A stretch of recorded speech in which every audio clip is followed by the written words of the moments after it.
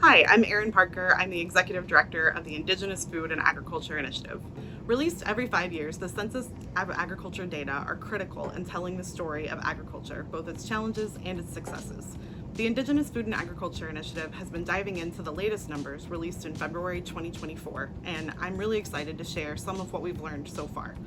78,316 American Indian and Alaska Native producers were counted in this census, and they produced agricultural products valued at nearly $6.2 billion.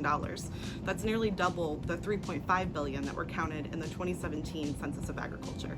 The average age of tribal producers was slightly lower than the national average, but the number of young tribal farmers counted increased. While the number of total tribal producers did drop slightly following national trends, tribal producers saw gains in other areas.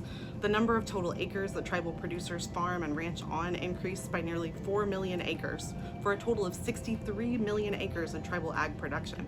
The data also show continued growth for tribal food production in areas like poultry, crop production, and fruit and tree nut farming.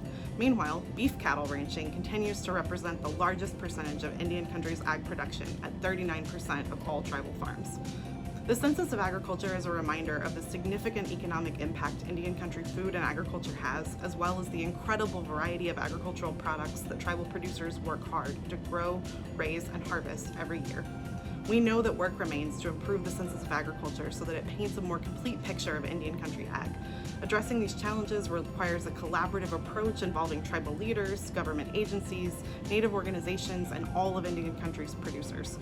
Recognizing the unique circumstances of tribal lands and incorporating culturally sensitive approaches as essential steps toward obtaining accurate agricultural census data will be critical. IFAI is continuing to analyze the latest Census of Agriculture data. Learn more about our work at indigenousfoodandag.com.